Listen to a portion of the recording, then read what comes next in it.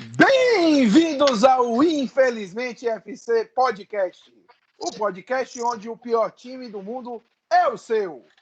Hoje aqui estamos fazendo nosso piloto e vamos primeiro nos apresentar para depois começar com essas informações diferentes, alternativas, nem sempre embasadas, mas normalmente sim, sobre todos os assuntos que envolvem o futebol. Mas aí vocês estão se perguntando, quem é esse gordo escroto que está aí falando? Eu quero xingar ele aí. Então vamos te dar nome e sobrenome e algumas características sobre mim. Meu nome é Thiago Trindade, tenho 29 anos, natural de Salvador, Bahia, torcedor do Esporte Clube Vitória, então eu estar usando essa camisa suicida aqui não é coincidência, é maluquice mesmo. E eu tenho aqui dois destaques a fazer sobre meu clube. Na verdade, três. Primeiro, que a gente é o clube mais arado do mundo.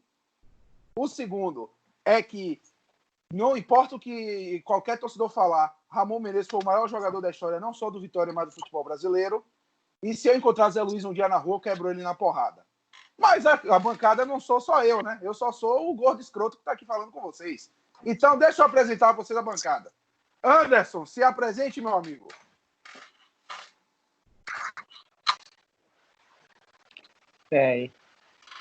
Eu sou o Deco, é isso aí, eu sou corintiano, eu odeio meu time é uma merda, é que é a verdade, entendeu?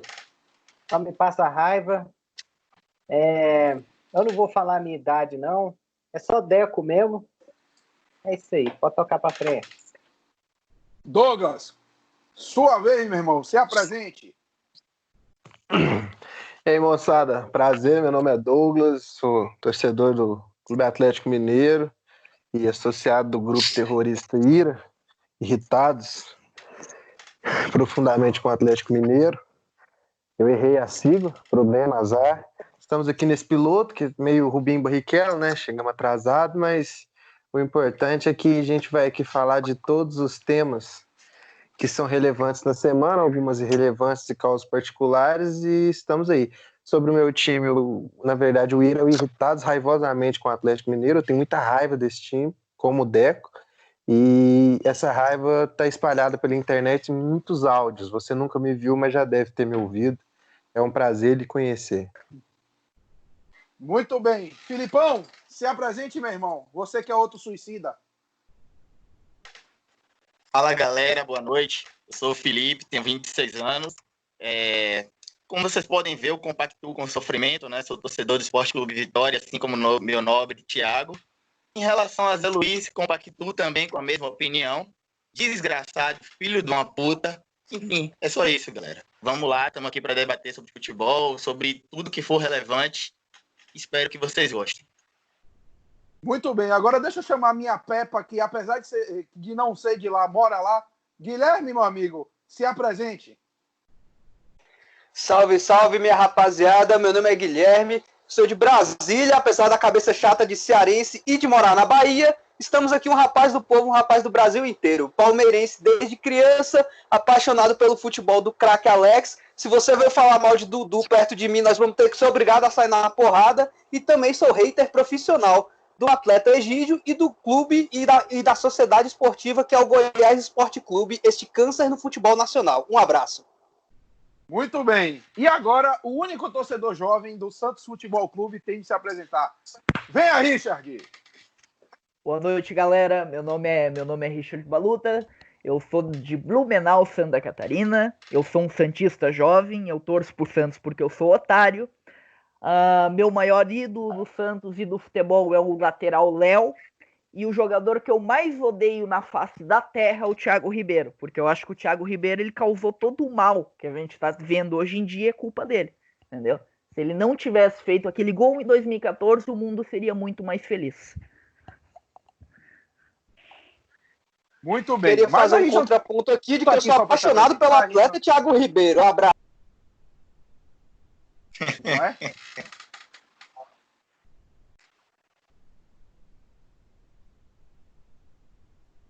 Segue, Thiagão. Posso fazer um complemento aí, Thiagão? Pronto. Ô, Thiago. Agora, problemas posso fazer um complemento aí? Pode. Não, é porque todo mundo falou aí de jogadores, eu esqueci de falar, né? Não falei meu nome, nem minha idade, porque isso não interessa. Mas é importante ressaltar que o jogador que eu tenho como ídolo assim, é o Cleison, jogador que representou muito meu time. Entendeu? O Cleison é a essência do Corinthians. Ele é o Corinthians em estado puro. É um jogador ruim, é um jogador que a capacidade cognitiva dele de praticar o esporte é limitada. É um jogador fisicamente fraco. Então, ele é a essência do que é o Corinthians. O Corinthians é isso, sabe? O Corinthians é o Cleison. É um Cleison de 1910. É um Cleison de mais de 100 anos. Esse é o Corinthians, é só isso mesmo. Vamos lá. Agora que a gente já espancou alguns grandes jogadores do futebol brasileiro, vamos começar a nossa pauta. Porque a gente não está aqui só para se apresentar, nem falar bobagem para vocês. Então vamos lá. A gente vai falar sobre as pandemias no futebol. E aqui eu quero já trazer a reflexão e o debate. A começar, nós estamos num estádio de emergência, podemos chamar assim. E aí, o que é que aconteceu essa semana agora no mundo? 2 campeonatos tiveram encerramento. O primeiro, o campeonato holandês, que apagou. Eles apagaram tudo que aconteceu na temporada, não existiu mais o campeonato, a Copa, a Liga. Vai para a competição europeia, quem for grande, e o título é de seu ninguém. E o francês, que, por causa de decisões acima, decidiu que ia acabar a temporada. E aí, não vai ter playoff, então só tem 2 rebaixados, só vão subir 2, mas vai definir campeão, vaga nas ligas europeias e tudo mais. E aí eu quero trazer para o debate todos os meus companheiros de bancada. E como eu sei que essa pessoa aqui está com uma vontade muito grande de falar, Douglas, primeiro eu quero sua opinião. Pego de surpresa aqui por ser o primeiro, não tenho esse costume, né? Quem torce para o Atlético Mineiro, assim, ser o primeiro é sempre surpreendente. A gente não comemora quando ganha, a gente se assusta. A gente está passando por um momento complicado, né? Em outras conversas prévias que a gente teve, foi muito longo e muito interessante o debate sobre o quão foram apressadas essas decisões, né? Esse assodamento, essa ânsia, até por responsabilidade da própria UEFA, de correr com decisões e às vezes essas decisões sendo tomadas ao largo do mérito esportivo, né? A grande questão talvez não seja nem relacionada ao campeonato francês, né? Que a gente tem o PSG jogando um grande desafio ao Galo toda semana, em que alguém vai enfrentar o PSG e tenta ganhar dos caras e não consegue. Na França é muito fácil escolher o campeão. O problema é quando a gente migra para um campeonato que estava tão equilibrado como o holandês, tanto nas disputas que envolvem título, mas também nas disputas que envolvem rebaixamento. Eu acho que foi uma decisão covarde da Federação Holandesa, que raramente erra, e que dessa vez cometeu um erro de avaliação muito, mas muito crasso, porque comprometeu a temporada de todo mundo, fazendo com que ela não existisse. Os companheiros vão dissecar de forma bem mais profunda do que eu nesse tema, mas é mais a consideração geral sobre o fato mesmo, que a Federação Holandesa decidiu resetar o campeonato. A Federação Francesa decidiu por dar um final para o campeonato, que tecnicamente, em alguns aspectos, já estava mais do que resolvido. Então, minha opinião sobre esse fato inicial. As escolhas que foram feitas foram realmente muito assodadas. Há que se discutir a culpa da UEFA no assunto e, principalmente, se discutir se essas escolhas devem mesmo ser tomadas agora, se é o momento, porque eu acredito ainda que é muito cedo e qualquer decisão agora fatalmente vai ser muito injusto. Muito bem. Richard, bote sua opinião nesse meio tempo. Então vamos lá. Eu só apenas que eu concordo com tudo que o Douglas falou ali. Eu acho que realmente foi um erro muito grande de avaliação da Federação Holandesa. Foi uma própria injustiça com a maioria dos clubes, entendeu? Até para eu ouvir um comentário, mas o Ajax está brigando, vai brigar na justiça, sendo que eles têm trocentos títulos holandeses. Mas é um título, entendeu? Foi retirado um título do Ajax. E eu penso também no AZ, que estava brigando pelo título com o Ajax e que tinha a chance de ser campeão holandês e não vai ter mais essa chance, entendeu? Tem até a questão do Trest, que vai entrar na justiça, também porque eles não vão poder jogar a final das Copas, ele estava na final, entendeu? E até trazendo o campeonato francês. O campeonato francês foi encerrado, ok. E foi campeão e acho que não vai haver rebaixamento ali, não vai ter o playoff do rebaixamento. O Ajaccio, pelo que eu tava vendo aqui, o Ajaccio ele tava em terceiro lugar na Ligue 2 e ele tava a 2 pontos só do quem subia direto. Foi retirada a chance do Ajaccio subir, entendeu? Mas é difícil um time que vai pro playoff da segunda divisão conquistar o acesso perante um time da primeira divisão. Mas a gente já teve caso e foi retirado o acesso, entendeu? E eu trago outra reflexão que hoje eu ainda li, que a tendência é que o campeonato italiano aconteça a mesma coisa que aconteceu com o campeonato francês e que seja declarada a Juventus campeã. No campeonato italiano, a gente sabe, e todo mundo que acompanha o futebol europeu, a Lazio está brigando ferreamente pelo campeonato, pelo título do Calcio, e eles estão a um ponto da Juventus e a Lazio há muito tempo e talvez nunca mais, daqui uns 10 anos, a Lazio vai lutar pelo título italiano de volta. Então vamos botar na reflexão que o campeonato italiano seja encerrado, a Juventus seja declarada campeã e a Lazio seja o vice, tendo um ponto atrás da Juventus e tendo condições de brigar, porque enfrentaria a Juventus num confronto direto mais para frente. É justo? Não é justo. Eu acho que deveria ser melhor avaliado pelas federações isso antes de tomar qualquer iniciativa. Anderson, você que está mais ligado em divisões inferiores das competições europeias, quer incluir alguma coisa aqui nessa informação? Olha, primeiramente, eu preferiria falar de campeonatos profissionais, né? Não de campeonato francês e holandês, né? Que é uma bosta. Mas já que a gente tem que falar, né? O profissionalismo é isso, então vamos falar. Olha, primeiramente eu acredito que a questão da justiça ela é muito relativa, né? Num cenário desses, a gente vai ter injustiças de qualquer jeito. Mesmo que se você pegar e colocar os times para jogar em campo neutro, igual eles estão especulando em várias ligas, inclusive na Premier League, e você tiver o desfecho das 38 rodadas, ainda assim vai ser injusto, porque vai ser a quebra da isonomia do campeonato. Só que, tipo, o pior dos cenários é o holandês, né? Você pegar um campeonato que está 75% concluído e você simplesmente pegar, jogar no lixo e falar não existiu, né? Fazer a canetinha do MIB lá, apertar assim, resetou, não existiu. Isso para mim é um erro crasso, isso é ridículo, na minha opinião, porque você dá um prejuízo enorme financeiro e técnico para essas equipes, né? Que ficaram começa em agosto, né? Cerca de 7, 8 meses aí jogando, investindo, levando torcida, né? Fazendo investimento técnico, financeiro, você simplesmente joga tudo fora. Aliás, quem souber aí o que eles vão fazer sobre as vagas continentais aí, me avise, né? Porque sinceramente eu não sei, eu não consegui esqueci de pesquisar sobre isso. Agora, sobre o campeonato francês, para mim é o segundo dos melhores cenários. O primeiro é obviamente terminar a temporada, né? O segundo melhor dos cenários é esse, é manter o status quo, porque não tem muito para onde correr mesmo. Talvez você poderia fazer adaptações, no caso, por exemplo, da Holanda, né? Que tem o Ajax e o AZ Alkmaar empatados em pontos, né? E o Ajax vai levando o saldo de gols. Você poderia fazer uma finalzinha ali de volta, né? Até dava um pouquinho mais de charme para a competição. Você podia pegar, por exemplo, os rebaixamentos aqui. Tem 2 times empatados com 26 pontos, um fora da zona e um dentro. Você faz também um jogo de ida e volta, faz um quadrangular ali.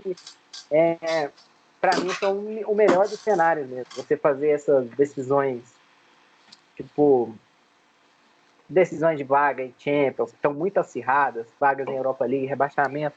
Você pega os times que estão embolados ali e faz um quadrangularzinho ali para definir.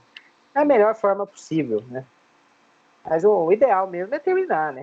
Como a gente tá falando. Esse da segunda divisão aí, da Ligue 2 da França, né? É um absurdo, velho. Porque Veja só, o Lorient líder com 54 pontos, o Lan é o segundo colocado com 53 e o Ajaccio terceiro com 52, né? 2 pontos separam o Ajaccio do líder e o Ajaccio vai perder a temporada inteira, 28 jogos jogados e não vai subir, né? Uma coisa que poderia ser definida aí num playoffzinho, dá para fazer, né? Quando tiver a definição de que pode ter jogos, você pode fazer esse tipo de adaptações aí. Bom, no mais é isso. Reiterando, são 2 campeonatos que é uma bosta, mas tem importância para alguém, então a gente tem que falar. Exatamente. E agora, para fechar nossa bancada, depois eu tento voltar com meu amigo Felipe. Guilherme, sua opinião sobre o assunto. Então, minha opinião, na verdade, eu queria falar sobre 2 pontos, né? Os colegas já falaram bastante sobre os méritos esportivos que realmente não tem nessas decisões, mas eu queria discutir o que levou essas federações a tomar essas decisões, né? A gente teve aí a pressão basicamente de 2 sentidos. O primeiro foi o da própria UEFA. A UEFA já vem se reunindo, vem tendo um conselho da UEFA a cada 15 dias, basicamente, para tentar chegar a uma decisão quanto ao calendário, quanto a retornar ou não, e eles estão pressionando para que se tenha uma definição dentro de campo o mais rápido possível. Eles estabeleceram uma data limite para as federações até dia 25 de maio, né, para chegar a uma decisão sobre como vão retornar os campeonatos e as ligas que tiverem que ser suspensas, como que elas vão proceder quanto à definição de vagas, né? Eles colocaram basicamente um critério principal para vocês poderem suspender de vez as ligas, que é o que aconteceu na França e na Holanda, que é a pressão governamental. Os governos holandeses e franceses chegaram à conclusão de que não tem condições de ter nenhuma atividade esportiva até setembro, né? Então isso aí automaticamente cancela qualquer possibilidade de que tenha o campeonato dentro de campo, mesmo que seja em campo neutro, com quantidade reduzida de pessoas. Isso aí sim foi o que fez com que tomasse essa decisão precipitada. Como eles vão organizar sem cometer nenhuma injustiça, eu acho muito difícil, praticamente impossível, a não ser que você aumente o número de vagas na primeira divisão, que você redistribua as vagas de competições europeias, que a UEFA também não vai fazer, né? Porque a gente conhece a dona UEFA, é o que eles puderem priorizar os times grandes para poder ter o máximo de renda possível, eles vão fazer. Problema dos pequenos que vão perder a vaga quanto a isso. Então, essas 2 decisões de suspender os campeonatos, eu acredito que tenham sido as primeiras, mas eu acho que não vão ser as últimas ligas a serem suspensas, não, viu? Acho que nas próximas semanas, os próximos governos vão definir também a suspensão de atividades esportivas. A gente está vendo até os países que estavam pensando em retornar, como no caso da Bundesliga. Eu não sei se já pode falar agora, mas teve uma situação engraçada agora. Engraçada não, né? Tragicômica, sobre o retorno da Bundesliga, que provavelmente também vai ter que repensar os seus planos para retornar ao campeonato. A Eredivisie e a Ligue 1 não vão retornar até setembro e eles têm até o dia 25 para definir de fato como é que vai ser. Eu acho que não tem como fazer sem deixar nenhum time prejudicado. Muito bem. Felipe, quer tentar agora colocar sua opinião? Venha, meu amigo. Vocês me introduza na conversa. Ok, vocês me escutam? Sim. Pronto, primeiramente eu peço desculpa aos amigos, né, por problemas técnicos que eu acabei tendo aqui. Conhecido como internet da Barbie. Um pouco da opinião do Douglas.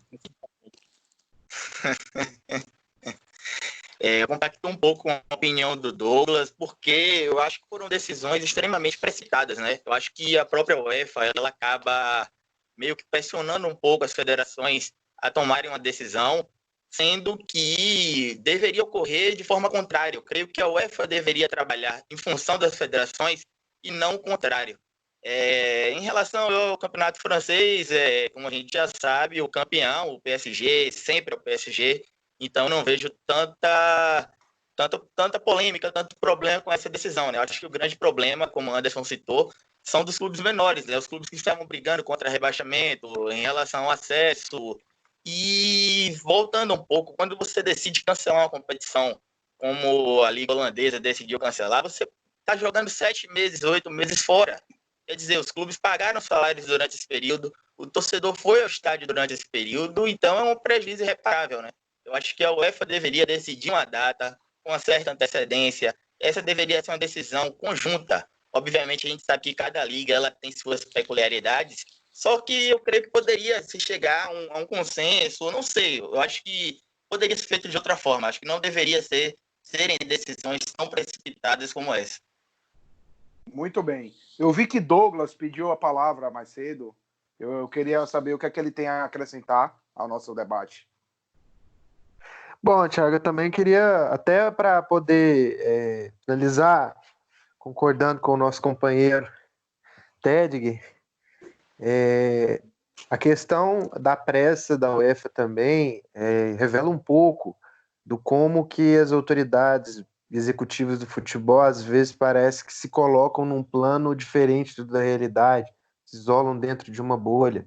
A gente está falando de uma tragédia humana, de uma tragédia social, sem um precedente próximo que a gente consiga fazer paralelo.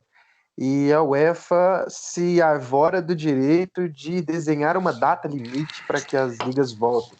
A gente assistiu a uma tragédia horrível na Itália, que eu acho que foi traumático para todo mundo. A gente teve um problema igual na Espanha. Alguns países se salvaguardaram melhor, como a Alemanha.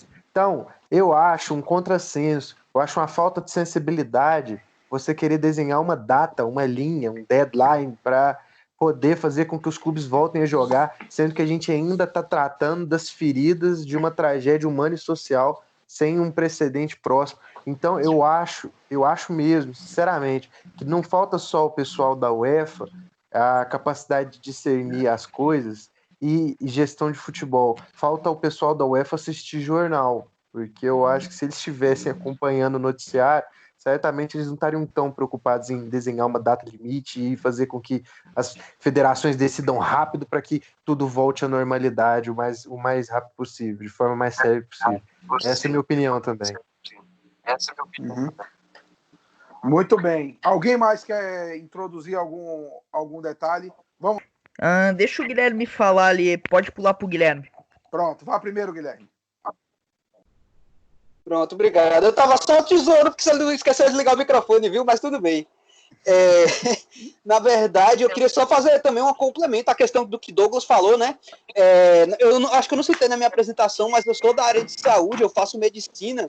Eu já, inclusive, deveria estar formado se não tivesse esse pequeno probleminha que apareceu nessas últimas semanas, que fez com que minhas aulas fossem suspensas. Mas, então, eu posso falar um pouco da parte de saúde. E o que a gente vê na área da saúde, especialmente, é que a gente ainda não tem um conhecimento completo sobre a doença e nem sobre as medidas que vão ter que ser tomadas para o funcionamento completo da sociedade. A gente está vendo países que adotaram medidas muito sérias de lockdown e que reabriram depois, tendo que voltar a se fechar de novo. Então, como é que a UEFA, como é que as federações querem se precipitar, querem se propor a retornar ao futebol, a retornar uma definição dentro de campo, sem nem ao menos saber com o que a gente está lidando, como vai ser esse retorno. Eu estava assistindo agora, antes da gente começar essa gravação, uma aula sobre doença, né? A parte de tratamento ainda completamente desconhecida, mesmo com vários especialistas do mundo inteiro analisando isso. A gente não tem uma definição de como vai tratar, de como vai manejar a doença. Então, para a gente poder tratar uma área que, por mais que a gente goste muito, não é uma área essencial para o funcionamento da sociedade, para a gente ser precipitado a esse ponto, eu acho muita responsabilidade mesmo. Muito bem. Richard, agora você pode falar, mas lembre de desmutar o fone. Agora sim, vamos lá. Só para complementar o que o Anderson questionou ali, o campeonato holandês, ele deve, a questão das vagas europeias, ele deve manter o campeonato do jeito que está. Então, quem está em zona de classificação para a vaga europeia vai pegar a vaga europeia. Basicamente é isso. Tanto que houve quase uma negociação com a federação para que suspendesse o campeonato, justamente nesse sentido, para garantir foi negociado exclusivamente com a AZ e garantiu-se para que o AZ concordasse com essa questão e para o AZ garantir a classificação dele para a próxima UEFA Champions League. Entretanto, eu estava vendo a tabela aqui, ó. O Feyenoord, que é o terceiro colocado do campeonato holandês, ele pega vaga direta na Liga dos ele pega a vaga direta na Europa League, na fase de grupos. Só que o PSV, e ele tem 50 pontos. Só que o PSV, ele tem um jogo a menos, inclusive, ele tem 49 pontos, e ele não vai pegar vaga direta na Europa League, entendeu? A gente vê muito desse caso. E na França mesmo, o Lyon vai entrar na justiça porque o Lyon estava a 1 ponto da zona de classificação para a Europa League, via Ligue 1. Então, cara, qualquer medida que for adotada é complicado. Enfim, só para a questão econômica. Eu li na semana passada, eu acho, que o Liverpool, ele só um exemplo, isso é apenas um exemplo. Sim. O Liverpool, ele tinha a intenção, e ele estava em negociações avançadas com o Timo Werner, para trazer o Timo Werner na próxima temporada. Entretanto, com a pandemia e com as finanças do Liverpool, cara, você tem que ter noção que é o Liverpool, atual campeão europeu, o próximo campeão da Premier League virtual, e é um dos clubes que mais fatura na Europa e no mundo. Ele teve as finanças dele tão bruscamente diminuídas pela pandemia que o Liverpool foi obrigado a rever tudo que ele tinha planejado para a questão de transferências para a próxima temporada, e ele desistiu do time velho. O Liverpool adotou a seguinte estratégia, que na próxima temporada eles só vão contratar jogadores essenciais, jogadores para compor elenco, eles vão tentar manter o elenco ao máximo e fazer pelo menos uma venda grande do próprio elenco atual para poder equilibrar as finanças e contratar reforços pontuais, jogadores em fim de contrato, enfim. A gente tá falando do Liverpool, entendeu? Do maior, do clube hoje mais no holofote do futebol europeu, o clube virtual campeão da Premier League, o clube que acabou de ser campeão da Liga dos Campeões. Se o Liverpool vai passar por uma dificuldade financeira, imagina um pequeno clube da França, um pequeno clube da Espanha, entendeu? É complicado. É complicado. Dá para se dizer que o Liverpool sonhou com o Timo Werner e vai contratar um novo Minamino. Anderson, o que é que você gostaria de acrescentar?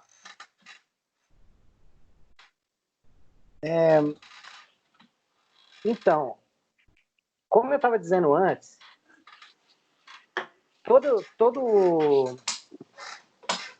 se terminar o campeonato do jeito que tá, vai ter chiadeira de qualquer jeito. Vai ter time lá, ficou um ponto atrás e caiu, e aí vai entrar na justiça. Time que perdeu o título, time que estava empatado em pontos, perdeu em saldo, esse tipo de coisa. Por isso que é essencial você terminar o campeonato.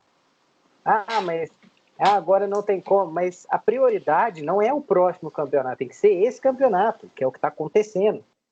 As entidades do futebol aí estão pensando nos próximos campeonatos, sendo que, para mim, o primordial deveria ser esse, que está em andamento, está quase no fim. Quando puder jogar futebol, a prioridade é terminar esse campeonato e não começar outro. Para mim, não tem sentido nenhum. Bom, é só isso mesmo. Que é uma coisa, por exemplo, que a NBA vai fazer, né? Eles vão empurrar a próxima temporada ali para dezembro, que começaria ali por outubro, mais ou menos, empurrar lá para dezembro, para ver se conseguem recuperar essa temporada e provavelmente vão encurtar. Exatamente, Felipe, porque, por exemplo... Pode falar. Porque, por exemplo, os próximos campeonatos, dá para você, por exemplo, pega as Copas Nacionais, você tira do calendário, faz uma Champions mais enxuta, para você ter tempo de fazer o seu campeonato de pontos corridos, com a Champions League, Europa League e tal, e daí você consegue normalizar o calendário para as próximas temporadas. Porque eu acho melhor você cancelar competições que ainda não aconteceram, como, por exemplo, as Copas Nacionais das próximas temporadas, do que você cancelar as Copas igual estão fazendo agora, que a maioria delas já estava na final, e aí simplesmente cancela, para salvar campeonatos que nem aconteceram, e que a gente nem sabe se vai conseguir concluir, porque o coronavírus, as estimativas é que ele esteja em mais ou menos 2 anos, né, em curso. As pessoas saem da quarentena, voltam para a quarentena, saem da quarentena, voltam para a quarentena. Então, até os próximos campeonatos a gente não sabe, não tem a garantia de que eles vão correr de acordo com a normalidade. Então, para mim, reiterando, a prioridade tem que ser terminar esses campeonatos que estão em andamento, seja quando for, nem que seja ano que vem. Muito bem. Eu ia chamar Felipe, mas como foi colocada a parte da quarentena, eu vou chamar primeiro o nosso médico. Guilherme, volte aqui rapidinho, depois vai Felipe e por último Douglas. Então, antes de vou falar fumar um sobre a cigarro, questão já da volto. Viu só, coleguinhas que estão assistindo esse vídeo, não fumem que nem ele não, que senão vocês vão pegar o corona do pulmão aí e vai morrer. Fumar Enfim. faz mal, passa pro Erd. Ou beba. Sobre a questão, primeiro só um ponto sobre a questão financeira, que é talvez o principal motivador para os clubes estarem insistindo ainda, estarem seguindo a recomendação da UEFA de tentar retornar ao campeonato. Por exemplo, na Bundesliga, a segunda divisão tem uma previsão de que mais da metade dos clubes vão ter que decretar falência se não tiver um retorno do campeonato, porque a maioria depende da última parcela dos direitos de televisão para poder fechar as suas contas. E muitos deles têm dívidas milionárias, dívidas de contrato, dívida de pagamento de jogadores, pagamento de funcionários, e dependem dessas parcelas dos canais de televisão que já disseram que só vão pagar se tiver jogo. Se não tiver futebol, não vão pagar. Então aí você vai perder o dinheiro do DAZN, vai perder o dinheiro da Sky, que transmite a Bundesliga, vai perder o dinheiro de todas as emissoras que retransmitem, e é uma grana muito importante. É coisa na casa de quase 1 bilhão de euros, somando todos os clubes da Bundesliga juntos. Isso para essa última parcela. Então imagina aí porque o que não vai acontecer se a gente tiver um atraso de outro campeonato, que é uma possibilidade real, aqui falando já da quarentena, né, da questão de saúde. Porque a gente só vai poder retomar as atividades que a gente fazia anteriormente, com aglomeração de pessoas e tudo, quando a gente tiver uma vacina. Não tem nenhum medicamento profilático, não tem nenhum tratamento para sintomas leves que seja eficaz, que impeça a transmissão, não tem nenhuma outra medida protetiva que não seja o isolamento, o distanciamento social. Então, você retomar um jogo de futebol, um campeonato que envolve a aglomeração de pessoas, é praticamente inviável. A própria Bundesliga também, que foi o campeonato que botou as diretrizes mais certas, assim, para você poder ter um mínimo de retorno. Eles estimam que vai ter que ter pelo menos 300 pessoas no estádio para fazer o jogo funcionar, isso sem público.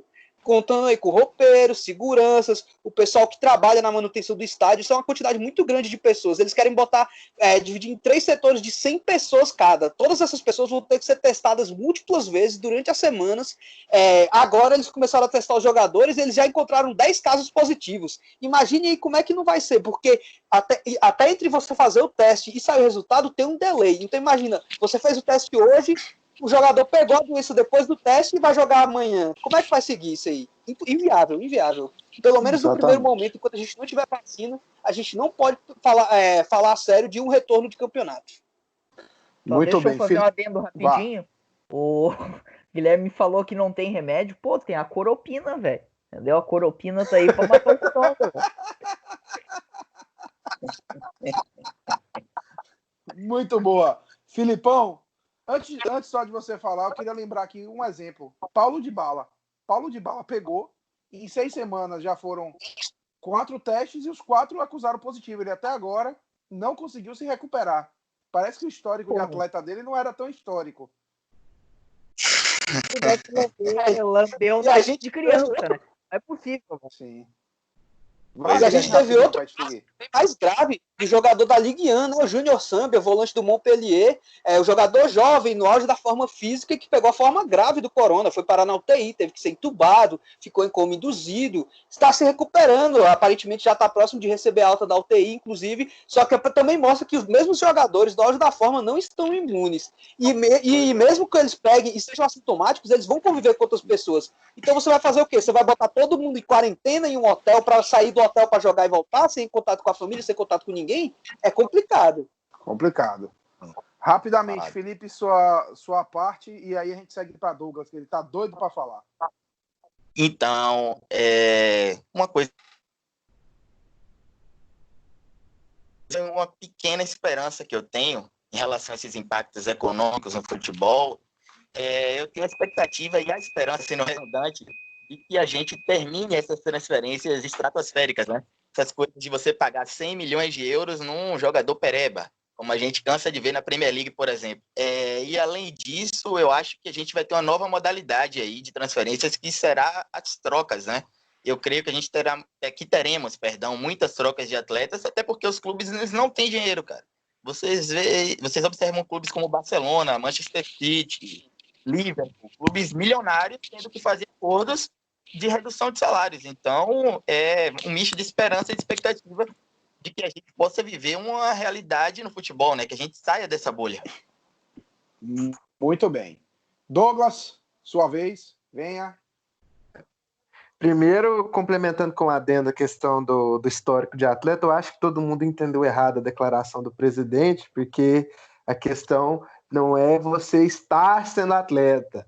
Você está prevenido se você tivesse sido atleta 40 anos atrás. Então, se você está atleta, é saudável, você tem perigo. Mas se você praticou esporte há 40 anos atrás e faz flexão parecendo uma galinha agachando, tá tudo bem, você tá imune, você não é grupo de risco. É histórico de atleta, coisa bem antiga. Exato. Mas e agora se sim, voltando... uma facada, então... Nossa, aí você tá 100%. Você tá salvo. Agora, falando do assunto que, complementando o nosso amigo Ted, eu, como estudante de Direito, eu sempre fui metido a gostar da área de Direito Tributário, que ninguém gosta, então eu sou meio que metido a samidana, eu gosto de me meter senhor dinheiro. Então, vou tecer meu comentário mais com base nessa área, porque já da parte da medicina, o Guilherme deu uma aula para nós aí. E o pessoal também falou muito bem, tanto o Anderson quanto o Richard. A questão do dinheiro é que eu li aqui até uma matéria assinada pelo ótimo periodista Tariq Pania, do The New York Times, falando que a FIFA está querendo se dispor a colocar 2,7 bilhões de dólares das suas reservas no futebol para fazer fluir caixa. Então, quer dizer, a FIFA já está se precavendo para que o futebol em si, a roda não pare de girar. Então, em questão de dinheiro, os clubes estão, lógico, todo mundo precisando de ajuda, na Europa está havendo uma mobilização, alguns clubes estão cortando salários, os sindicatos dos jogadores entenderam que é saudável que se corte salários mesmo, porque os clubes precisam de caixa para poder fluir e fazer, vamos dizer assim, e se administrar em outras áreas. Então, lá na Europa é um ponto pacífico, que está havendo essa mobilização, essa compreensão e esse entendimento, né? Como lá na Europa a maioria dos clubes, não é nem querendo ser vira-lata, mas lá a organização é uma regra, eu esperava mesmo que eles fossem chegar num acordo, num meio termo. Aqui no Brasil a gente ainda está enfrentando a questão de forma muito... Parece que o coronavírus ainda não chegou aqui, parece que os campeonatos foram interrompidos semana passada, porque não se discute esse futuro, né? Enquanto a gente vê clubes anunciando ótimos EBITDAs, né? Grandes resultados financeiros, um trabalho maravilhoso. Esses dias a gente teve o do Corinthians, esses dias o Galo teve um dia de ser deduzido de pontos do campeonato por não pagar a dívida de 4 anos do Maxwell. A dívida tem mais tempo de terra que a minha filha, e os caras não pagavam, entendeu? Então, assim, a gente está numa situação, em um outro plano aqui. E aqui cabe falar disso no assunto, até para a gente trazer para nós, né, para os nossos clubes, essa conversa, porque eu estou daqui olhando de fora, vendo que vai haver Profut 6 o retorno. Para quem acha que os clubes brasileiros já tiveram todas as canjas possíveis e imagináveis por parte do governo federal, a fim de quitar suas dívidas e colocar suas contas em ordem, vai haver mais um Profut, isso é inegável. E nesse caso agora, eu não sou contrário que haja, porque nós temos uma circunstância fora do previsível, afetando todo mundo de forma igual, não é só aqui. Só que o que eu acho é que vai ter muito clube fanfarrão que se administrou mal, que fez cagada na hora de fazer as suas movimentações financeiras, suas contratações, não soube se gerir e vai colocar nas costas da Covid-19 uma incompetência que já vem sendo trazida aí de anos e anos. Então, eu acho que o que vai acontecer para nós aqui no nosso pequeno microcosmo brasileiro é que muitos clubes vão se salvar.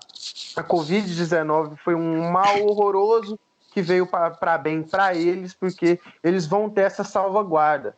Ah, mas os clubes precisam se salvar, os clubes precisam de recursos, precisam de fluir caixa, e o governo vai entrar com o pé na porta, principalmente na situação que nós estamos vendo agora, esse recorte político presente. Eu tenho certeza que o governo vai entrar com o pé na porta para poder ajudar os clubes, e nós teremos mais esse perdão, mais esse Profut. Parabéns para todo mundo que... E até cabe falar depois das EBITDAs que lançaram agora, porque não tem como deixar de falar. Foram muitos absurdos, é muito caso ruim, muito caso, assim, assustador. Muito bem. Eu vou até adicionar aqui um caso que eu vi hoje. hoje era a data limite para mandarem os balanços, os clubes mandarem os balanços. E dos clubes nordestinos, do top 7, que são os 2 de Salvador, os 3 de Recife e os 2 de Fortaleza, 6 desses clubes mandaram para a CBF. O Vitória foi o único clube que não mandou. Sendo que o Vitória, na sua primeira reunião no ano de conselho, essa história eu conheço por conhecer alguns conselheiros, o que aconteceu foi, botaram um Excel horroroso que mal dava para ver, que tinha lá o balanço previsto do clube, e aí disseram, não, a gente vai arrecadar isso aqui. O que era isso aqui? Era R$1 milhão a mais que ninguém sabe como é que iam arrecadar. E aí, provavelmente, o vírus vai acabar servindo de muleta nessa brincadeira, que é certeza que não iam cobrir essa brincadeira. Alguém mais quer falar alguma coisa? Richard? Não, só para pegando o gancho já do futebol brasileiro, teve uma matéria que eu vi hoje, inclusive. Todo mundo, acho que nacionalmente o clube acabou que ficou famoso. Eu tô falando do Brusque, que fica aqui do lado da minha cidade. Ele ficou famoso porque o Brusque, ele basicamente ele tem um mecenas, que é o Luciano Hang. senhor velho da van. Isso, o Luciano Hang. Hoje eu vi uma notícia que o Brusque que estava na 4ª fase da Copa do Brasil, que estava nas fases finais do Campeonato Catarinense, o Brusque muito provavelmente, se voltar ao Campeonato Catarinense, o Brusque ele vai voltar ao Campeonato Catarinense com um elenco muito mais enxuto do que estava jogando antes, porque o Brusque vai se ver obrigado a dispensar atletas para fechar o caixa, entendeu? Porque o Brusque ele tem temor de atrasar os salários, coisa que há muito tempo não acontecia no Brusque. A gente acompanha daqui, a gente consegue acompanhar um pouco melhor o que acontece no clube. Então, cara, isso eu tô falando porque é um clube pequeno. Então, é aquilo que eu tava falando. Se um clube grande vai ser impactado, vai ser levado, digamos assim, por essa pandemia, imagina um clube pequeno, como um Brusque, como um Criciúma, como um, sei lá, um Brasil de Pelotas, um Boa Esporte, entendeu? O quanto esse clube vai ser impactado pela pandemia, entendeu? Por não ter jogos, por não ter arrecadação, por não ter pagamento de sócio-torcedores, o sócio-torcedor ele acaba atrasando, por não ter dinheiro de TV. Então, cara, tempos sombrios, eu diria. Muito bem. Vamos lembrar, por exemplo, do Santo André, né, que era líder geral do Paulista e já dispensou o time quase todo. E aqui, no Campeonato Baiano, praticamente todos os clubes já tinham dispensado, e o Bahia, que é o exemplo financeiro da atualidade, teve que dispensar seu sub-23. Foi uma tristeza e tal, o treinador, que é o único que eu sei que já arranjou emprego em um outro clube, mas todos os clubes basicamente não tem mais time para o Campeonato Baiano. Alguém mais vai querer adicionar alguma coisa? Anderson. Primeiro Anderson, depois Felipe. E aí, Douglas? Vamos, pai de família. Boa. Então, continuando aí nesse assunto que o Richard começou, tem uma crença aí a crença popular de que os clubes pequenos, né, tipo o Santo André, que você acabou de citar, que vão ser os mais afetados. Isso não é verdade. Porque o clube de estadual, ele tem contrato só até abril com os jogadores. Então, a essa altura, hoje, dia 4 de maio, uns 60% dos clubes do país, ou mais, não, bem mais, né? Quase todos os clubes do país, os pequenos, não tem mais nenhum jogador sob contrato. Então, eles não têm gasto, né? O único problema deles foi a última parcela dos salários, né, a última folha, que provavelmente eles não vão pagar porque não receberam a última parcela de TV das federações. É o caso do Santo André. E até nessa ótica se torna inviável o retorno dos estaduais, porque esses clubes simplesmente não têm elenco. E para eles montar um elenco para 2 jogos, 3 jogos, que é mais ou menos o que falta para os campeonatos estaduais acabarem, é impossível.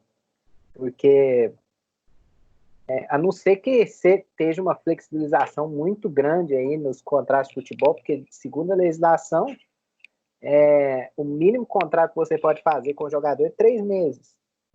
E aí, isso, se for 3 meses, você montaria um elenco para jogar 2 jogos, duraria ali uns 15 dias.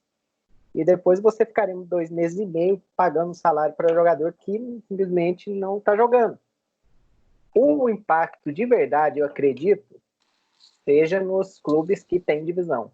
Clube de segunda divisão, terceira divisão. Vitória é um desses clubes. É clube que tem a maioria dos jogadores com contrato até dezembro e que depende muito das cotas de TV e patrocínio para poder pagar essas cotas e esses patrocínios. Muitos estão suspensos. No Corinthians eu vi que 5 ou 6 patrocinadores suspenderam os pagamentos. No Corinthians, imagina no Vitória. Esses clubes sim vão sofrer. E já são clubes endividados que vão endividar mais ainda. Eu fico pensando em Vitória, no Guarani. Esses clubes sim estão ferrados mesmo. E até alguns grandes, né? Corinthians, Botafogo, Vasco, Fluminense, Atlético Mineiro, que são clubes que, né, não são aquele exemplo de gestão. Que já tem um caixa Cruzeiro. muito como Cruzeiro, então, nossa senhora. Já tem um caixa combalido, também vai ser um efeito forte. Então, eu acredito que o baque do coronavírus vai ser nas camadas de elite do futebol brasileiro, por incrível que pareça. Já na Europa, não. Na Europa, como os calendários dos pequenos são anuais, eles provavelmente vão sofrer, porque eles dependem principalmente da receita de bilheteria para poder pagar os salários. Clube de terceira divisão, quarta divisão europeia, das grandes ligas aí, Inglaterra, Itália, esses clubes dependem exclusivamente da bilheteria. E aí eles também estão ferrados. Aqui no Brasil, os pequenos vão se safar. Os que não têm calendário, obviamente. Aí eu fico até pensando na Série B, como vai ser, né? Porque a Série B, justamente esse ano, ela foi esticada, né? Antes eram grupos de 4 times, agora são grupos de 8. Então já garante 14 jogos para cada clube, né? Na fase de grupo. E dá uma estendida boa no calendário. E eu imagino que os clubes que já estavam classificados fizeram contrato com os jogadores até esse período, né? Então a gente tem que ver como vai ser também. Pode passar a bola aí, Romário. Rapidinho, antes de Felipe falar, depois de Douglas fala Guilherme e depois a gente vai avançar a pauta, porque a gente já está com quase 50 minutos, tudo bem? Vai lá, okay. Felipe.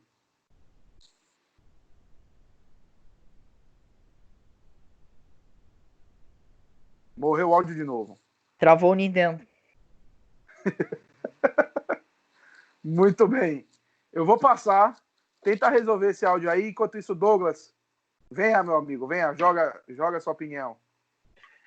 Rapidinho aqui, até porque eu teve uma situação do Cruzeiro essa semana que eu não consegui segurar a risada, porque é trágico e cômico na mesma proporção. O Cruzeiro essa semana recorreu a cestas básicas para pagar seus jogadores patrocinados pelo supermercado BH.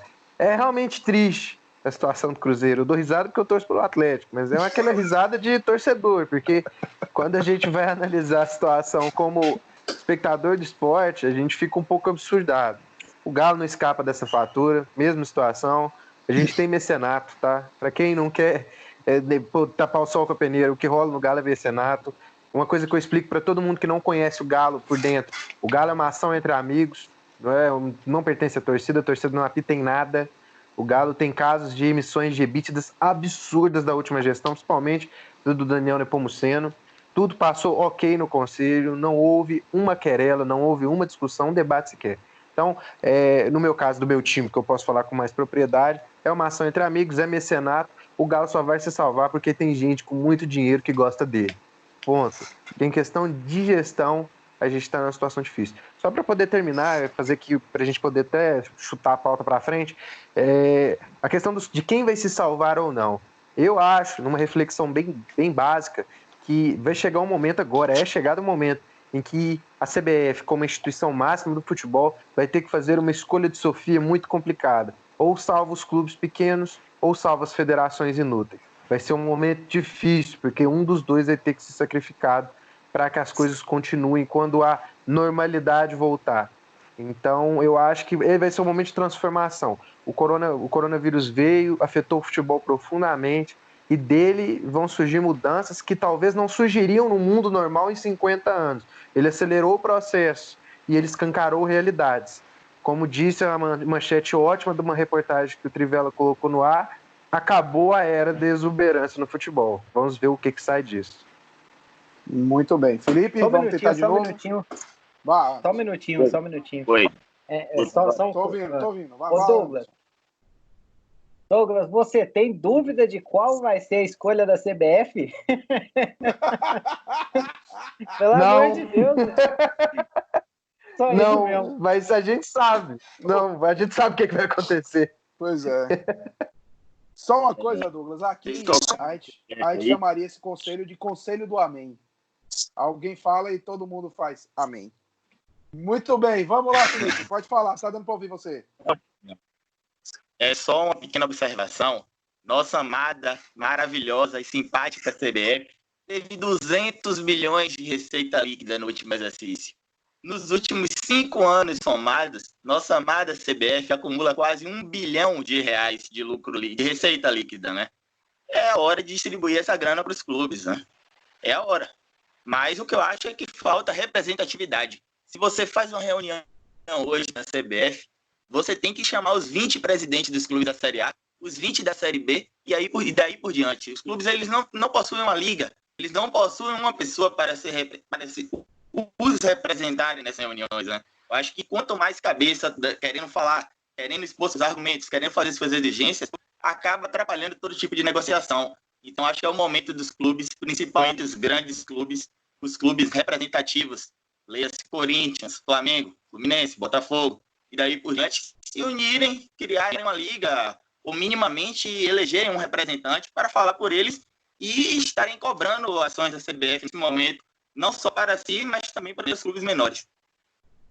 Muito bem. Vamos lembrar só que a última vez que eles fizeram isso, que foi em 1987, o representante foi Euricão. Mas, Guilherme, mata no peito e mata aqui nosso debate. Vamos para Dessa vez vamos mandar o André. Só...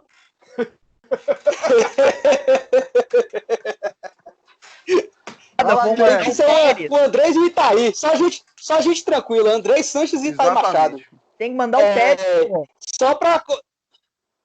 Só para completar aqui o que Douglas e Anderson estavam discutindo, né? Sobre essa escolha de Sofia que a CBF vai fazer. Eles não vão fazer, eles já fizeram. Eles vão salvar os estaduais. Tanto que já se discute em como retornar os estaduais, já se discute em mudar o calendário, mudar o formato do Campeonato Brasileiro para esse ano, para poder terminar os estaduais. A Federação Paulista já propôs flexibilização de registro de jogadores no BID para poder os times pequenos recontratarem os seus jogadores dispensados e terminar os estaduais. Não é uma questão de se eles vão terminar ou não. Eles já decidiram, vão terminar os estaduais. Para a CBF vale muito mais o voto das federações de Roraima, do Acre e do Amapá do que qualquer um dos presidentes dos times grandes, dos times médios, dos times pequenos. Eles querem mais o dinheiro das federações que votam e mantêm esses caras no poder. A real é essa.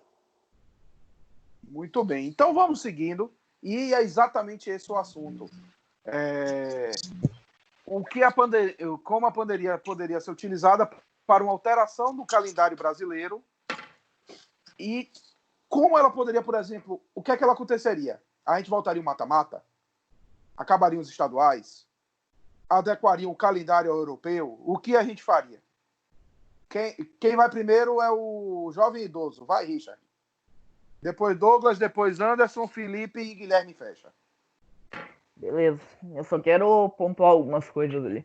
Primeiro, eu acho que a adequação do calendário europeu é uma medida totalmente ridícula. Pra falar bem a verdade. Entendeu? Se houver adequação do campeonato, vamos lá, vamos fazer um exercício, eu penso. Vamos lá, o Brasileirão passa a ter calendário europeu. A Libertadores, muito provavelmente, não vai passar a ter calendário europeu, vai ser uma competição anual. Vai chegar no meio do ano, os clubes brasileiros, os clubes que disputam a Libertadores, eles vão perder boa parte dos seus destaques para a Europa, porque vai ser mais fácil para os clubes europeus virem aqui negociar os jogadores junto com os brasileiros, porque não vai ter poder de barganha nenhum, basicamente, dos clubes brasileiros. E os clubes brasileiros, eles simplesmente vão entrar em uma oitavas de final de Libertadores totalmente falcados, digamos assim, dos seus principais jogadores. Outro ponto. Mata-mata, gente. Em 2020, a gente ainda fala em mata-mata. uma discussão que vem lá de 2003, entendeu? Que o mata-mata, basicamente, ele privilegia o mau trabalho. A verdade é essa. Eu sei porque eu falo aqui, ó.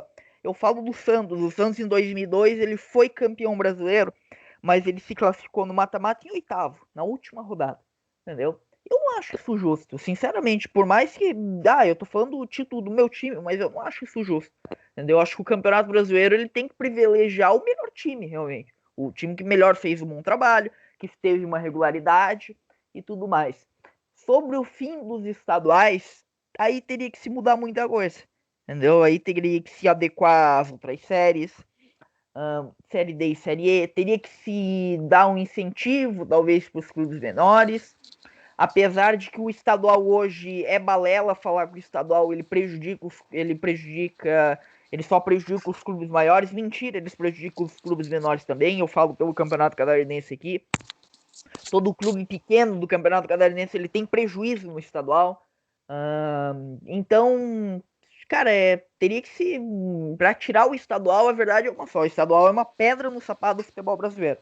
Entendeu? E teria pra se tirar ele do calendário, não seria tão simples assim. Muito bem, Douglas.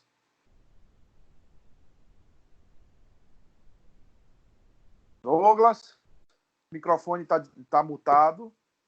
E agora? Apareci, perdeu. Não, olha, eu vou pontuar a questão do calendário europeu, outra oportunidade de a gente debater sobre. Eu até não acho uma ideia ruim, se feita numa concertação melhor. Eu acho que até seria uma oportunidade boa de fazer isso. Mas pensando bem, se a gente fosse fazer adaptação ao calendário europeu, teria que começar rápido, porque seria agora. A grande vantagem que o Campeonato Brasileiro tem em relação aos europeus é que ele ainda não começou, de fato. Então, quando não começou, é muito mais fácil você achar uma solução ponderada e ok do que você fazer isso no meio do caminho, né? Tendo que decidir ali em circunstâncias de urgência. Eu só acho que eu tenho medo, tá? Que isso seja uma oportunidade, uma porta do inferno que vai se abrir para ideias horríveis partindo de principalmente princípios como saudosismo. Eu concordo com o Richard, eu acho que esse pensamento de mata-mata é uma coisa absurda, eu acho que é um oportunismo, eu acho que quem fala nisso tinha que ser proibido de falar de futebol por 10 anos, tinha que dar cadeia. Porque a gente passou um prazo tão longo, foram mais de 30 anos até o campeonato ter o mesmo regulamento por 2 anos seguidos, uma loucura. Os anos 90 foram uma bagunça. A gente custou a chegar onde a gente chegou, para no momento de pandemia, de crise, os caras irem ressuscitar esse fantasma. Sensação que eu tenho, e é uma sensação horrível, é que a gente está vivendo num ambiente onde os caras querem fazer o filme do King Kong, e aí, por um problema de receita, por um problema de verba no final, eles querem cortar o macaco da produção. Não dá para fazer de roldão, não dá para fazer de improviso. Não dá. Ai, genial. Não dá para simplesmente você querer agora, nessa altura do campeonato. Nós estamos em maio. O campeonato era tecnicamente para ter começado já. A gente querer derivar para uma solução que seja completamente distinta do que a gente estava fazendo. Concordo. A gente pode ver uma redução do campeonato, fazer só em turno, dependendo de como é que vai acontecer o lockdown, se houver lockdown, quanto tempo vai durar o campeonato, assim, meios mil para resolver. Agora, mata-mata previamente definido, para mim, é dar voz a gente oportunista, porque quem está ecoando esse discurso são as pessoas que falavam que estão falando de mata-mata desde 2003. Tá aí 17, 18 anos. Essa porcaria desse debate já fez maioridade, já está tirando carteira, já está tirando permissão, e o pessoal está insistindo. Vira uma oportunidade de ouro para poder infiltrar no debate sério isso. Nós estamos pagando o preço, mas eu acredito que é uma ideia muito ruim, tomara que não frutifique, tomara que não vá para frente. Muito bem. Anderson, sua vez, meu amigo. Venha. Bom, primeiramente, você sabe por que é que não vão priorizar estadual em detrimento brasileiro? Primeiro, porque estadual é uma bosta, ninguém quer ver, isso é a verdade. O povo está de saco cheio, estadual, estadual não dá audiência, não dá público no estádio, a TV paga mal, a Globo não vai renovar os contratos estaduais, ninguém quer comprar essa merda, porque é ruim, todo mundo sabe que é ruim. Ninguém tem prazer em ver o seu time jogando contra o Cabrunco do Norte lá, não tem. Segunda coisa, o que é que fecha o ano dos clubes aí? O que é que paga o salário milionário desses perelos que jogam nos clubes brasileiros? É a receita de televisão do Brasileirão, né? Que é o time que ganha menos, leva um Goiás da vida, um CSA, ele leva cerca de 45 milhões de receita de TV e que salva o ano dele, né? Será que ele vai trocar as 38 rodadas do Brasileirão para jogar contra o Muricy de Alagoas, tipo CSA? Não vai, né? Não vai, porque o campeonato estadual ele não enche a barriga de ninguém, ele dá prejuízo e os clubes sabem disso. Os clubes não são, tipo, ninguém tá alheio ali. Se tirar as datas do Brasileirão e virar mata-mata e ser turno único, a receita de TV vai cair, os clubes vão entrar num buraco pior do que já estão, né? Já estavam num buraco antes, com a pandemia esse buraco aumentou, se eles priorizarem estadual inútil, o buraco vai aumentar muito mais, então ninguém vai fazer isso. Para mim não é questão nem de politicagem, isso é questão de sobrevivência. Ninguém vai trocar o dinheiro farto das receitas de TV para priorizar essa merda, esse campeonato horroroso que é o estadual, que já deveria ter acabado há muito tempo. Pode muito bem. Filipão? Sua vez, Felipe. Vamos ver se o microfone ajuda. Incrivelmente não ajuda. Manda o Felipe Guilherme tirar a fita e passar um pano assim na fita, que geralmente destrava o Nintendo. Bota o bombril na antena, velho. Bota o bombril na antena pra ver se pega. Muito bem. Guilherme, vamos lá. E Felipe, eu queria fazer um contraponto aí. O raciocínio de Anderson, o problema do raciocínio de Anderson é que ele tá pensando como uma pessoa sensata, uma pessoa que tem noção da realidade. E a gente sabe que não é o caso dos dirigentes de quem comanda o nosso futebol. Eles querem mais que o torcedor se lasque, que os clubes se lasquem, e eles querem mais aos estaduais, porque a federação consegue embolsar o dinheiro quase todo dos estaduais, e o pessoal da federação com o bolso cheio vai continuar mantendo o pessoal que está na estrutura de poder da CBF feliz, lá no quietinho no lugar deles. Eles podem até manter o mata-mata por um tempo curto, como uma solução temporária, para poder priorizar os estaduais e no ano que vem voltar a ser a bagunça normal que a gente sempre é acostumado, mas eu duvido muito que eles vão pegar e vão acabar com os estaduais, por mais que seja a vontade da maioria dos torcedores, da maioria dos clubes, de quase todo mundo que não está na parte organizacional e que embolsa todo o nosso dinheirinho suado dessas camisetas aqui. Muito bem. Vamos testar, Felipe. Eu já vi, Anderson. Pode ir, Felipe. Estou ouvindo. Eu queria aproveitar aqui a deixa do Douglas, né? A grande vantagem que a gente tem no futebol brasileiro hoje é que o nosso campeonato ainda não começou, né? E a gente ainda não tem respostas definitivas em relação a quando se dará o verdadeiro pico aqui do Brasil, né, em relação ao coronavírus. Então, acho que qualquer decisão que se for tomada agora, ela seria precipitada, né? Uma boa sugestão para a CBF, para os clubes, seria convidar o nosso amigo Bebeto Pieroni, que vocês virão a conhecer futuramente, para pensar em elaborar uma tabela para o Campeonato Brasileiro, porque realmente, por agora, eu acho que é muito precipitado, muito difícil você ter uma definição, né? Porque qualquer que for a decisão, ela não é garantida e daria polêmica. Eu acho que o mata-mata realmente ele tem que ser descartado, né? Nós já temos a nossa competição de mata-mata, uma competição bastante rentável, que é a Copa do Brasil. Então, o Campeonato Brasileiro e morreu de novo. Travou o Nintendo de novo. Meus amigos, a gente vai avançar a pauta. Corsa. A gente vai avançar a pauta. Felipe, pega um Veja multiuso, um cotonete e limpa o contato da fita que funciona, viu? Vamos lá. Deixa o Anderson aí. Deixa o Anderson. O Anderson quer falar. O Anderson quer falar, né? E Douglas também. Então, Anderson fala, depois Douglas fala. Vocês dois vão querer falar? Ou a gente pode ir para a penúltima parte depois deles? Guilherme, pronto. Então, Anderson, depois Douglas, depois Guilherme. Vamos lá, meu mineiro. Primeiro, não, só quero complementar lá e fazer o contraponto do Guilherme.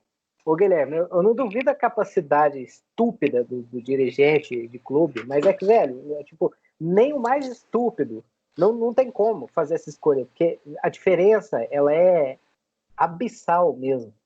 Pense só no Corinthians. O Corinthians arrecada cerca de 15 milhões com o Paulistão e arrecada quase 200 com o Brasileiro, velho. Não tem como eles fazer essa escolha. Nenhum clube tem. Isso que eu tô falando do Paulistão, que é o principal campeonato.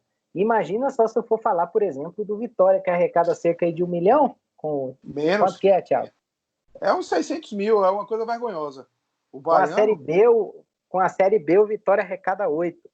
Por aí. Então, assim, velho, é impossível fazer essa escolha, porque pensa o seguinte, você tá fugindo da polícia, né? Vou fazer uma relação com contravenções aqui, porque eu sou Corinthians, né?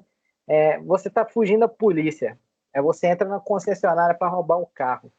Tem uma Maserati, tem uma Ferrari, tem um Bugatti Veyron, e aí você rouba uma variante para fugir. É a mesma coisa, escolher o estadual.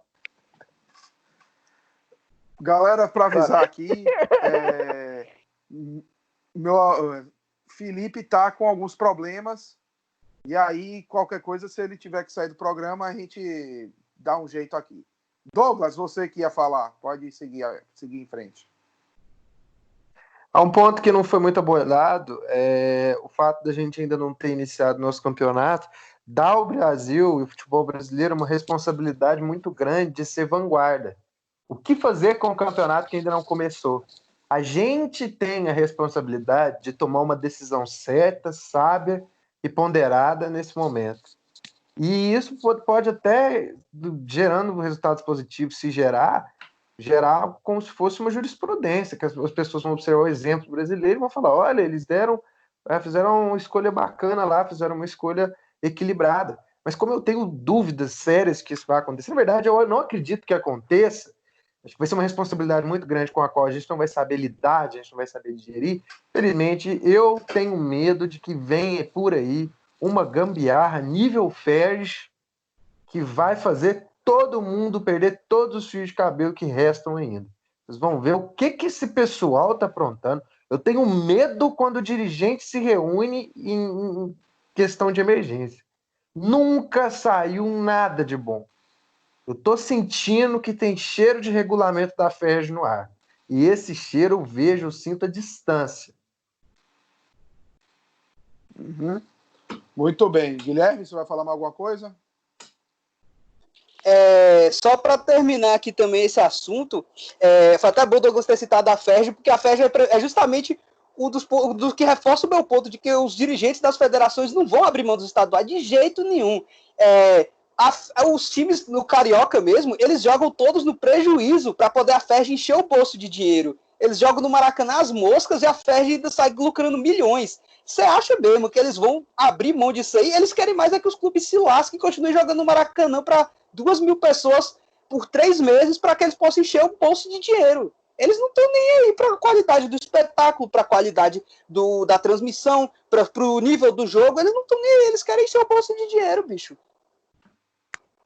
E os dirigentes dos clubes, obviamente, vão ter que compactuar com isso, porque também são tudo as cadelas das federações e manter esses caras no poder. Então, eu acho que não vai mudar o estadual, eu acho que não vai mudar nada. Pode ser que realmente tenha... Aliás, pode ser não. Provavelmente vai ter um armengue horrível para conseguir terminar esse calendário esse ano, se é que vai voltar, o que é uma possibilidade real de que não tenha futebol mais esse ano, especialmente aqui no Brasil, que a gente ainda não está nem no começo do pico da doença. Então a gente tem que pensar na possibilidade real de não ter futebol esse ano, e se tiver, vai ser um armengue horrível, mas eu acho que não vai ser a solução definitiva, e eu acho que no ano que vem vai voltar toda a bagunça do nosso futebol nacional. Muito bem. Eu vou aproveitar e vou colocar um ponto aqui, só para a gente ter uma referência em outros esportes. Nos esportes americanos já aconteceram, não obviamente por pandemia, mas já aconteceram alguns casos de ligas encurtadas ou canceladas. Em 2004 e 2005, a NHL foi cancelada completamente, não teve temporada. Na MLB, foi 94, 95, normalmente pelos jogadores. Na NBA, a gente teve um caso até há pouco tempo, em 2011, de 82 foram para 66 jogos na temporada regular. A MLB teve um caso, o caso 94, 95, eles cancelaram após temporada. Pior ainda, né? Não teve campeão. E na NFL, a gente teve um caso nos anos 80, que são os Scabs. Quem acompanha futebol americano deve conhecer bem, que a união de jogadores estava querendo mais dinheiro. Os times saíram caçando o jogador por aí para poder completar e jogar os jogadores tampões. Teve um caso, por exemplo, do Washington Redskins, que acabou sendo até campeão da temporada, que eles buscaram um jogador na cadeia. Então, pensem, não é algo novo, é algo incomum, mas não é algo novo. E... Diga, Douglas.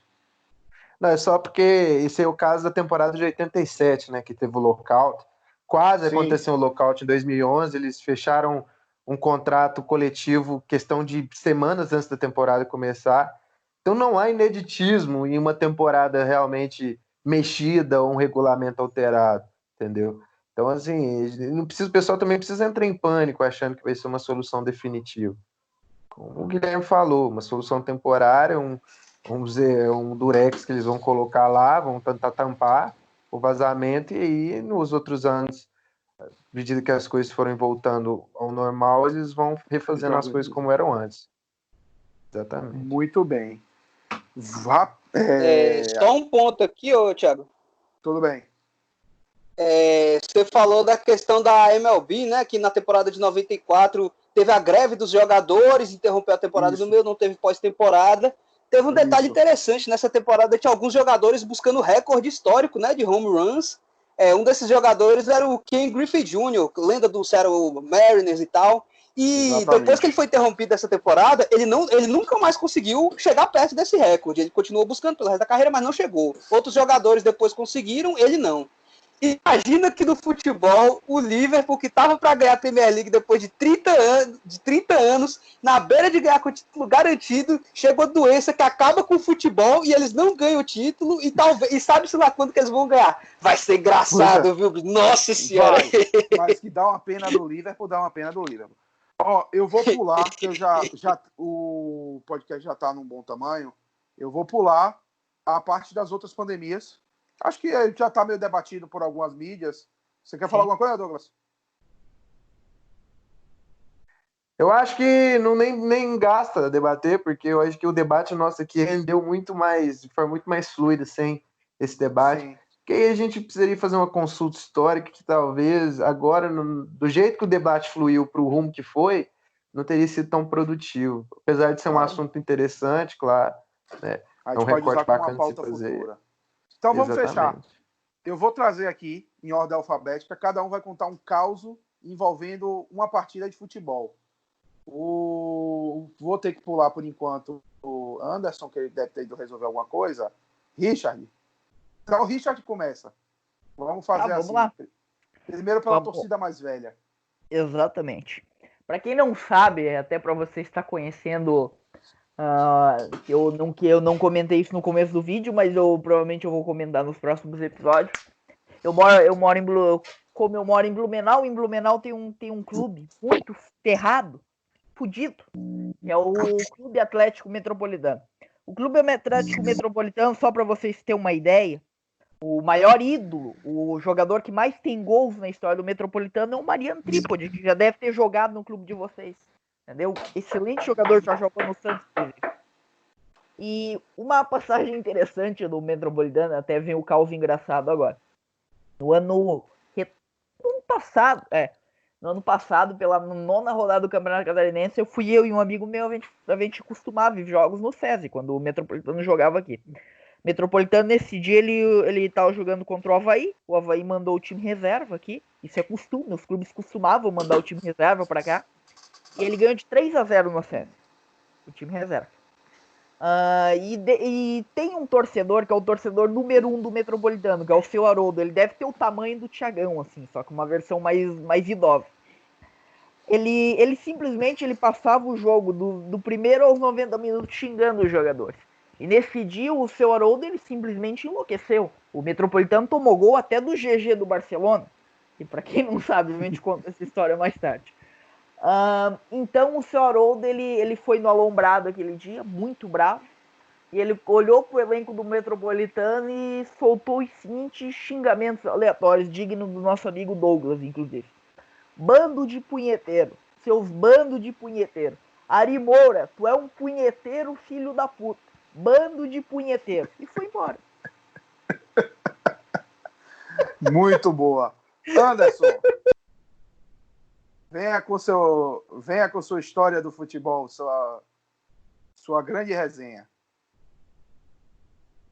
Velho, eu vou contar rapidinho e vou sair, porque a bateria do meu celular tá acabando, né? Como eu não tenho sequer uma webcam para gravar isso aqui, né? Porque aqui a pobreza é foda. Mas assim, eu não tenho muita história engraçada, não, até porque aqui onde eu moro, num raio de 400 quilômetros quadrados, não tem futebol profissional. O máximo que tem é o Boa Esporte, aquele time que contratou o goleiro Bruno. Mas uma história assim que eu me lembro é que um jogador do Boa muito ruim, chamado Reis, de ponta. E daí eu tava assistindo, tinha um tiozinho bêbado que começou a gritar para ele assim: "Ô Reis, eu tenho um frango lá em casa que corre igual você." E daí eu comecei a reparar, o cara ele realmente corria igual um frango de granja assim mesmo, sabe? Fazendo assim com a cabeça, era muito engraçado, velho. Agora eu vou sair, falou para vocês aí, porque a bateria tá acabando mesmo. E aqui quando chega nos 15% já começa a cair drasticamente, assim, igual o preço do petróleo. Falou, galera. Eita! Valeu, grande Anderson. Alô, Guilherme. falou. Guilherme, eu vou contar Não. só uma coisa. Depois de Guilherme e Douglas, eu conto o caos de Felipe e encerro. Vamos lá. Beleza. Pronto. Minha história, como eu falei já, né? Eu sou de Brasília, e lá em Brasília eu tenho um tio, torcedor do Fluminense, com que eu sempre vou assistir muitos eventos esportivos, né? A gente sempre faz jogo de futebol, de basquete, no Autódromo de Brasília, assistir corrida e tal. E um desses jogos que a gente foi ver foi um Fluminense Atlético Mineiro, no novo Mané Garrincha, isso em 2015, se eu não me engano. Fluminense, na época, comandado pelo glorioso Ricardo Drubski, técnico que agradou muito esse meu tio. Chegou e que até agora não aprendeu a pronunciar o nome dele. E aí chegou lá no estádio. Esse Drubski, olha a escalação que esse Droboski coloca. Meu Deus do céu, esse Drebski. E ficou assim o jogo inteiro. E nesse jogo, o Fluminense realmente teve a atuação espetacular. Tomou 4-0 do Galo na metade do segundo tempo. Dátolo nesse dia parecia o Pelé com o Maradona. Só faltou fazer chover. De repente, chega lá aos 45 do segundo tempo, pênalti pro Fluminense. Fred na bola, gol do Fluminense, levanta meu tio sozinho no estádio inteiro, até o Drubs que tava puto já, e levanta meu tio. Eu acredito! E como a arquibancada é pertinho do campo, os jogadores todos tocaram na risada, velho. Não é possível. Muito bem. Doglão, venha com sua história. Não precisa mais desativar os microfones, não, já tá no final, pode deixar ativado. Então tá bom. Tem um caso, a grande piada no meu caso é que eu torço pro Galo, né? Torcer pro Atlético é piada, não tem como.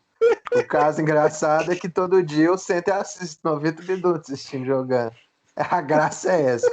Mas as minhas idas aos estádios, né? Eu tinha um tio meu, o tio Léo, pessoa completamente problemática, sujeito bem aloprado. E ele vai no estádio com a finalidade de xingar o grande lateral Patrick. Né? Ele só faz isso, a função da vida dele é essa. Eu acho que agora que o Patrick saiu, ele vai até mudar de time, vai mudar para Pernambuco para ver jogar no Esporte. Aí a gente foi no Mineirão uma vez e ele faz questão de sentar.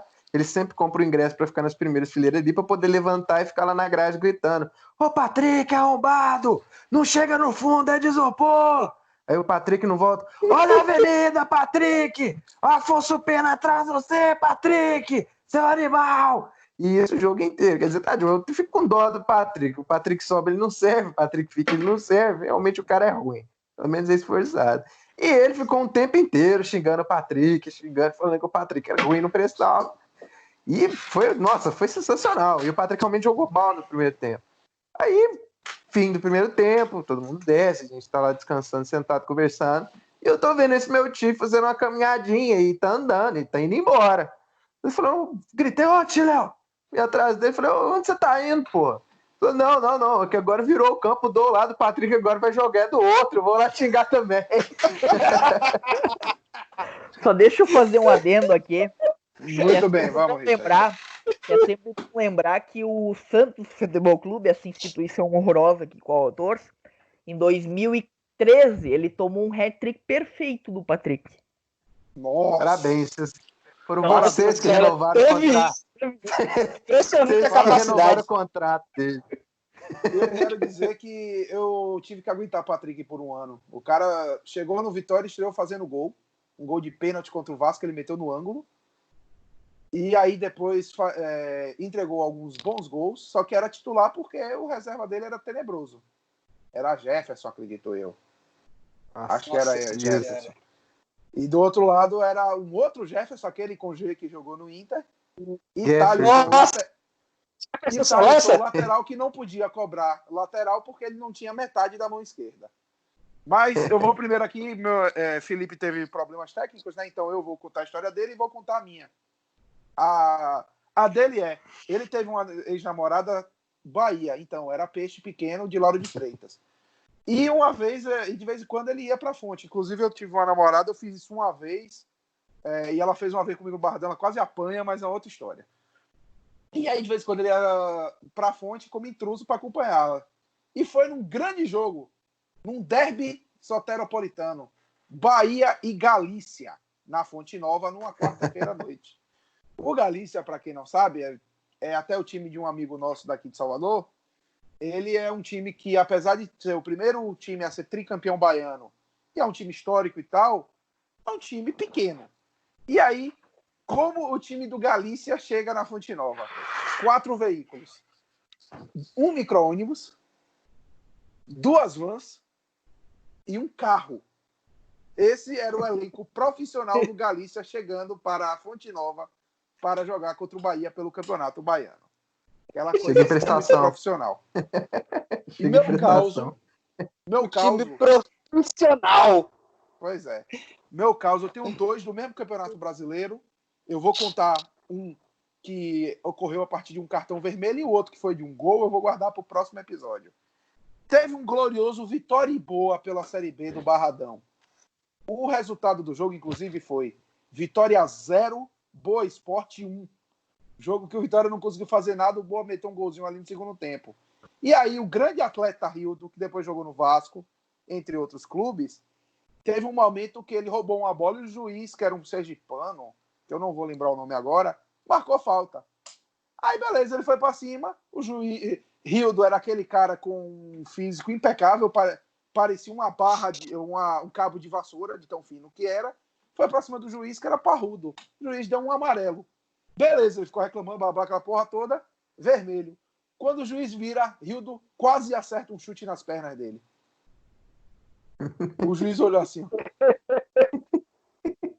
Não devia, o Rio devia ser mais fácil acertar o juiz, que era gordo, que o gol, né? Porque... Com certeza. Não dá nem pra falar no tamanho do alvo, porque o gol tem 7x2 e tá uma dificuldade impressionante fazer a bola chegar lá. Impressionante a capacidade. Impressionante. Inclusive, um dia eu vou mostrar para vocês e para o programa um gol que Rildo fez naquela Série B, que ele quase erra o chute.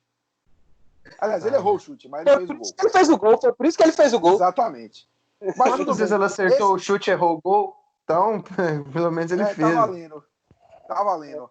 Esse foi nosso programa. Muito obrigado a todos pela participação. Muito obrigado pela audiência. Muito obrigado. Até Valeu. a próxima. Próximo episódio, nós queremos, principalmente torcedores do Bahia, Fluminense, Grêmio e algumas outras equipes. O Náutico é uma delas, inclusive. Inter. E nós vamos falar sobre tapetões. Um abraço a todos. Valeu. Red Carpet. Valeu, rapaziada. Valeu.